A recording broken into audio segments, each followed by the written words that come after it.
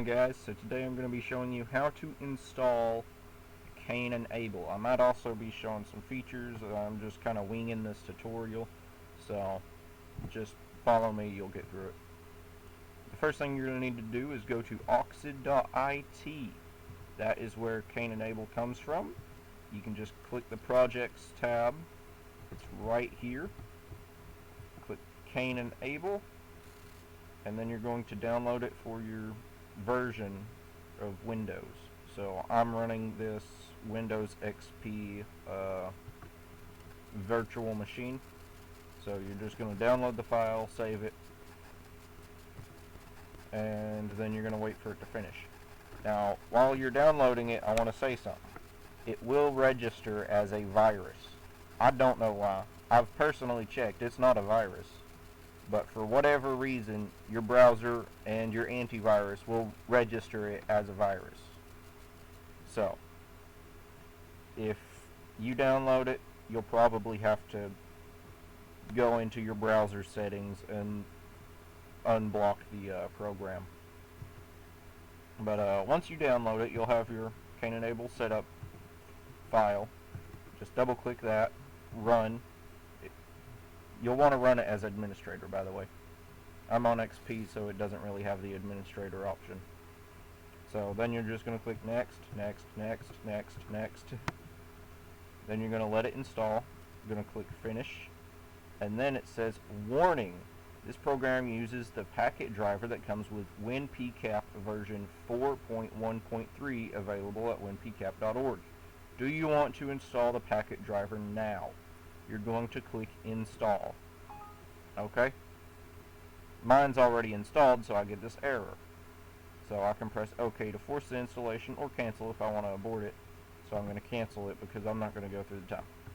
And once you've installed it, you'll have this right here.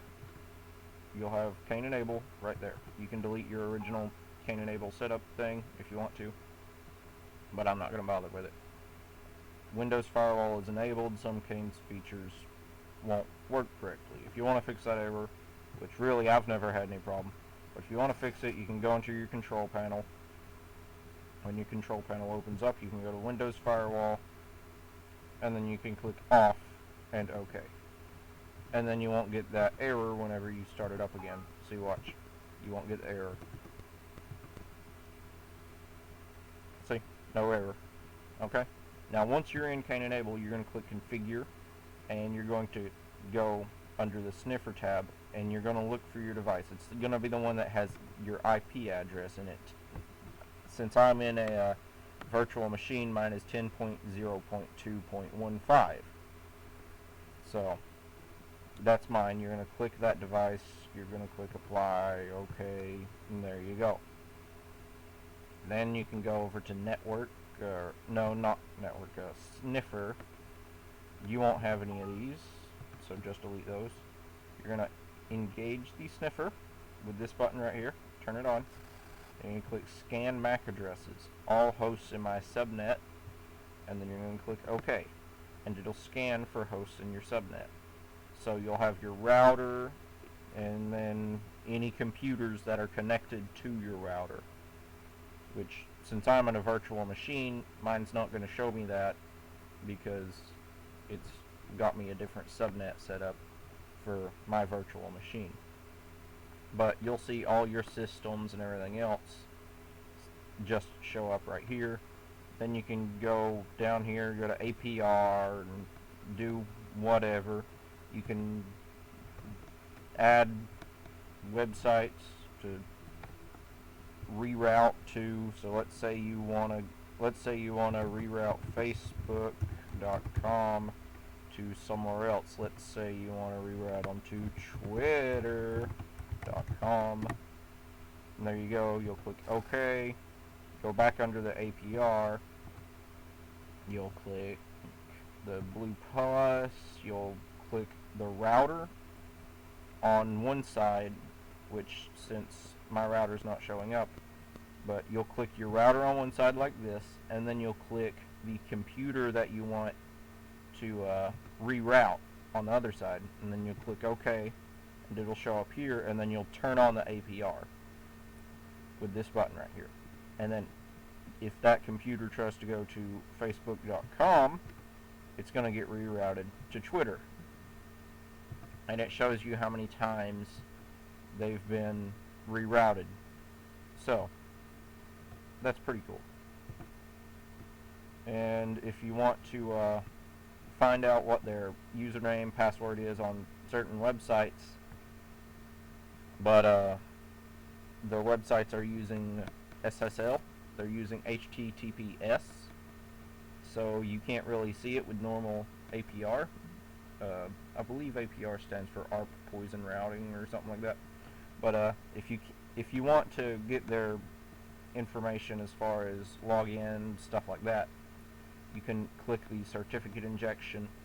So then what will happen is websites that do have HTTPS in the front instead of HTTP, like let's say you go to HTTPS, which means that there's SSL, and then you go to twitter.com, and then you log in with the normal APR, you wouldn't really see anything. You wouldn't see that they've logged into it.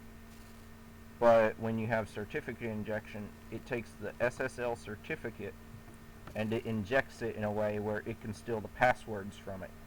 What you'll see is the person who's using it will see a notification pop up in their browser saying about a certificate mismatch.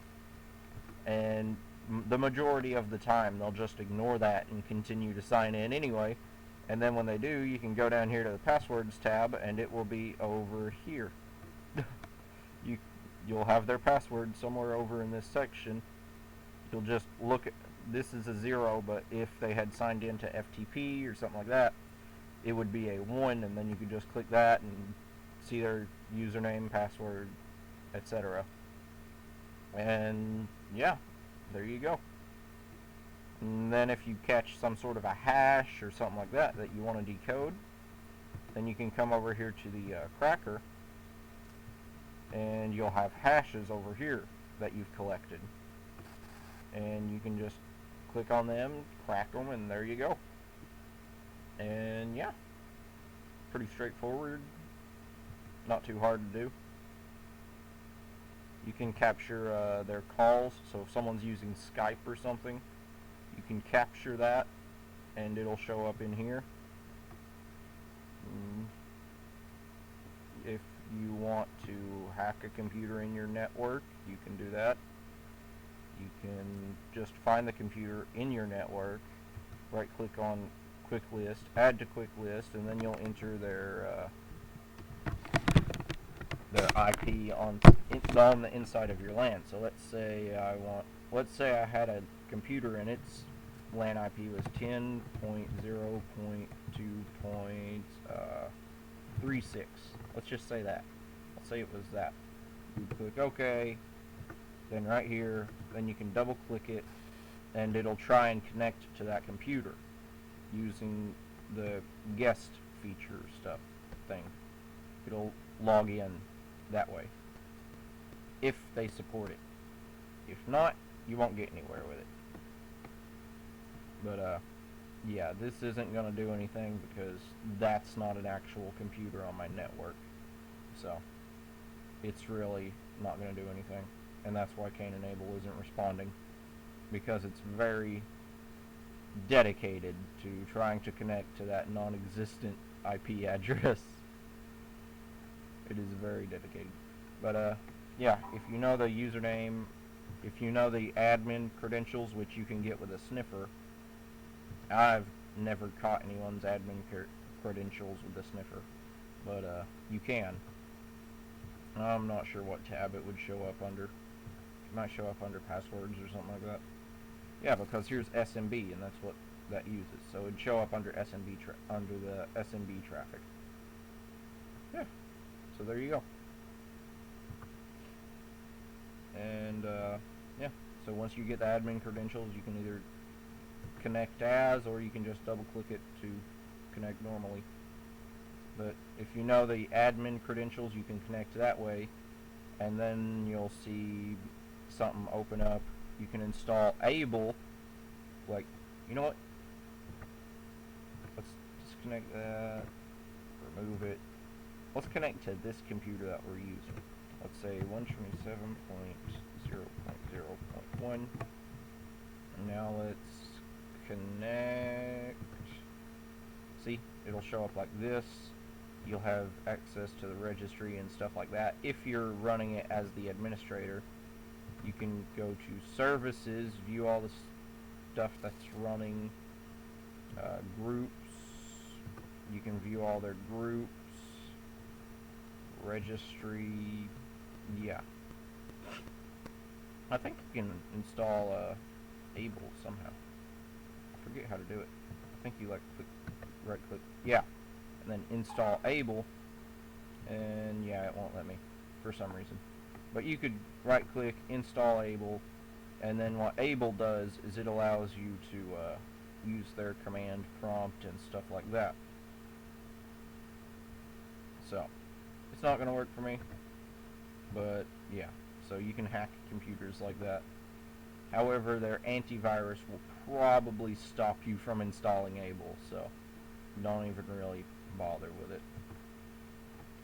If you want to hack someone's computer, there are ways that you can do it with Kali Linux, which are more reliable than Cain And Abel. So the main thing that Cain And Abel is good for is man-in-the-middle attacks. Like, it's fantastic for that. So yeah, that's a pretty, that's the overview of it. I'll go into detail with another tutorial later on. If you've got any ideas for anything that you want to see me try with Cain And Abel, or any tutorial in general, then go ahead and leave it in the comments. I'll see if I can do anything about it. Right now I'm working on how people spread malware through Steam, because I mean, I know that they do, and I figure it's probably something similar to the way that typical malware is spread. But I'm probably going to end up buying an ebook off of Hack Forums, and then reading that, and then reporting back to you guys on what I've found. So, hope you have a nice night, and, well, day, and see you later, I guess.